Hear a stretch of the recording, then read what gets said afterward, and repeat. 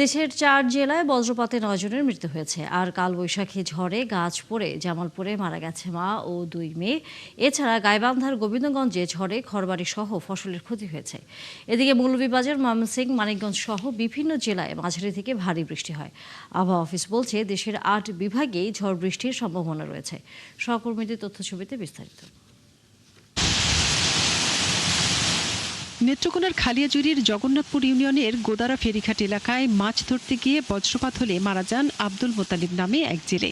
আর সাতগাঁও গ্রামে ধান কাটার সময় মারা যান মোনায়েম খাঁ পালান। বিকেলে উপজেলার কৃষ্ণপুরে ধান কাটার সময় বজ্রপাত হলে মারা যান কৃষক শুভ মণ্ডল। সুনামগঞ্জ সদর উপজেলায় আবদুল্লাপুর গ্রামে দেখার হাওরে ধান কাটতে গেলে বজ্রপাতে মারা যান কৃষক জমির উদ্দিন। আর গৌরারং ইউনিয়নে মারা যান জমির হোসেন এবং জামালগঞ্জের রূপাবালী গ্রামে মারা যান আবু সালেক। এছাড়া শান্তিগঞ্জ উপজেলায় আহত হয়েছেন আরও 3 জন। অন্যদিকে হবিগঞ্জের নবীগঞ্জ ও বানিয়াচং উপজেলায় বজ্রপাতে মারা গেছেন কৃষক মকসুদ মিয়া ও আব্দুল সালাম। আর নোয়াখালীর হাতিয়ায় মারা গেছেন ব্যবসায়ী আরাফাত হোসেন।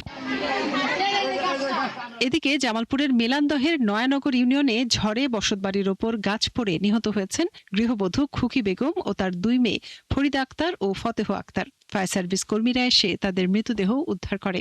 একই পরিবারের 3 জন রাতে গাছ চাপা দিয়ে মারা গেছে। মা মেয়ে 3 জনই আর কি ঘরে থাকতো। আর গাইবান্ধার গোবিন্দগঞ্জের বিভিন্ন এলাকায় ঝড়ে শতাধিক ঘরবাড়ি বিধ্বস্ত হয়েছে। এতে দুর্ভোগে পড়েছেন মানুষ।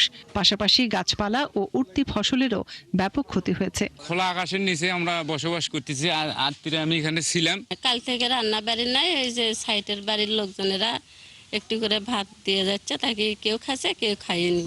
আর 1 সপ্তাহ পরই কাটা গেল না ধানগুলা। সেই ধানগুলো এখন এই ক্ষয়ক্ষতি হয়ে গেছে। যাদের ধান 80% পেকে গেছে সেই ধানগুলো আপনারা কর্তন করে নেন। এছাড়াও যে সমস্ত ধান হেলে গেছে সেই সমস্ত কৃষকদেরকে আমরা উদ্বুদ্ধকরণ করতেছি এবং তাদেরকে বুঝাচ্ছি আপনারা 4-5টি করে গোছা একত্রে নিয়ে এটা বাধাই করে দেন। এদিকে প্রচন্ড গরম আর লোডশেডিং এর মধ্যে বৃষ্টি হয়েছে মানিকগঞ্জ, মৌলভীবাজার ও ময়মনসিংহের বিভিন্ন এলাকায়। এতে জনজীবনে কিছুটা স্বস্তি ফিরেছে। মনিরা কাজেরি, 71।